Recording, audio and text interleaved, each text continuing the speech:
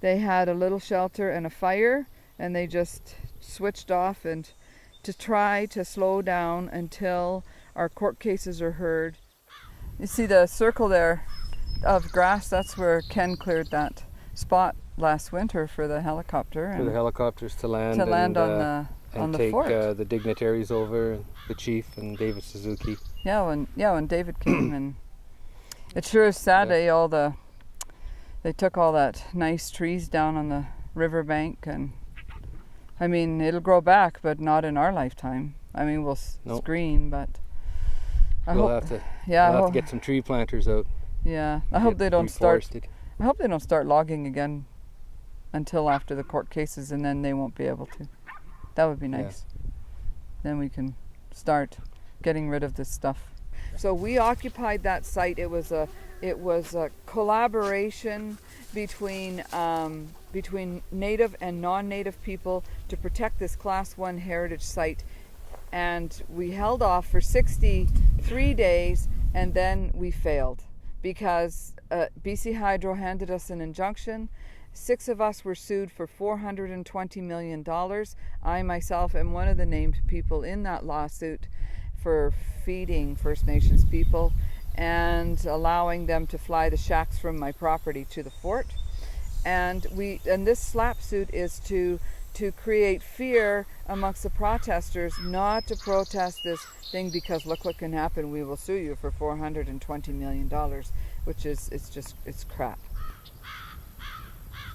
Should they build the dam, the water is up here and it will flood this and several other important historical and archaeological sites pertaining to First Nations history and BC's non-native history. This river is British Columbia's history.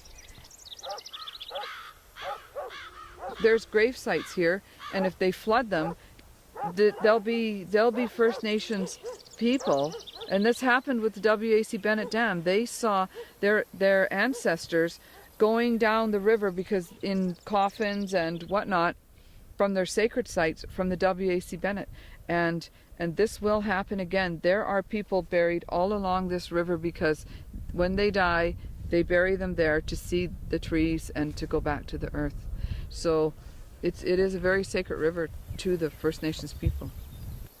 This dam was proposed back in the 1980s and was shot down by the BC Utilities Commission because it wasn't needed and it was too expensive.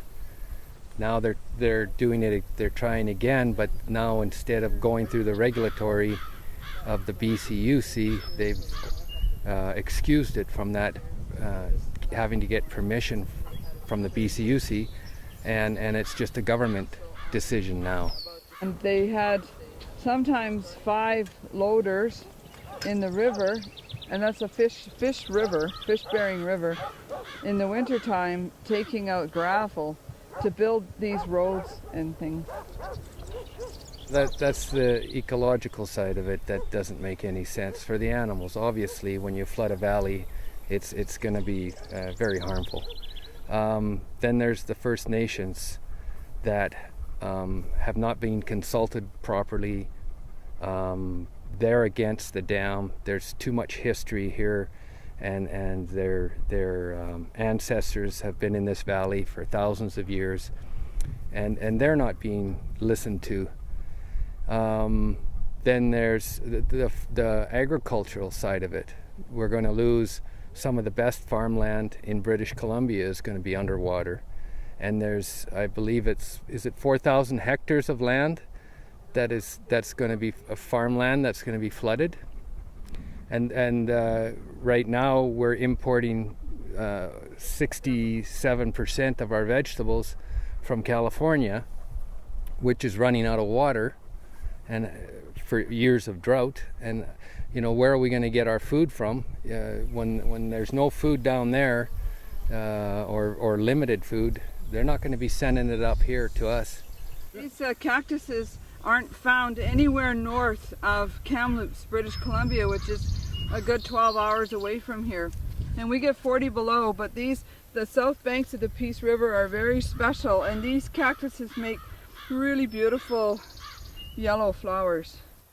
We could lose our farm, but we're just, I mean, that's another cost that's not associated into the price of this dam, is losing all that valley, all that farmland, and the farms. That there's a cost to that, you know, and that's not being added or talked about as part of the price of this dam, but there's the price of the loss of this farmland forever. You know, they say 100 years, but you know, it'll be forever. So what's that worth? There's so much value here in this valley that flooding it is just a crime. Yeah.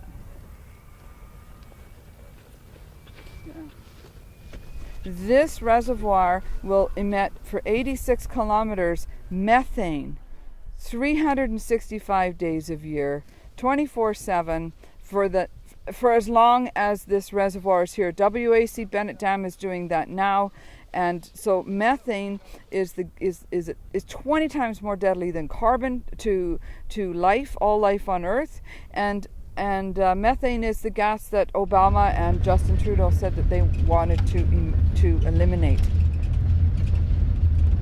So in 1970, Paul's family moved out and had a dairy 1 mile east of here, and this here land that we're on, his father purchased in the mid-70s. Mid-70s. And we used it for heifer pasture.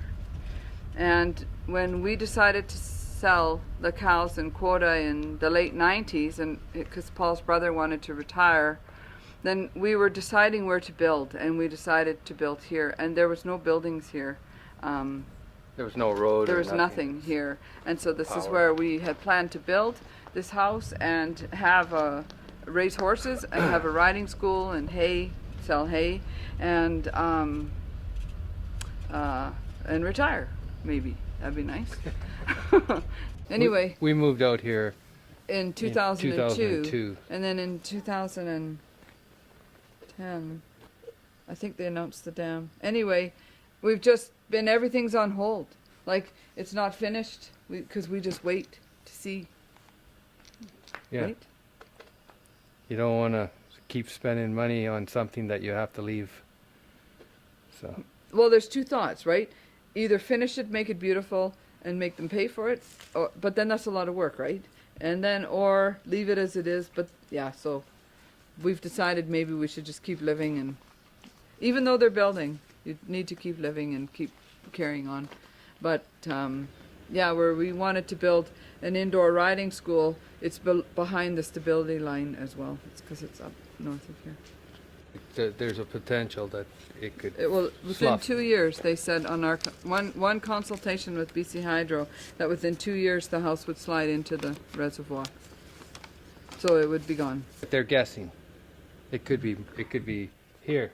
In the 1980s, when they originally did it, or in the 1970s, the stability line took in that road. Now the stability line is about where that shed is peeking around that beat up one. So they've tried to minimalize the project by moving the stability line this way, but in all honesty, with these unpredictable banks, they don't actually know. Nobody knows for sure. Nobody knows, can predict.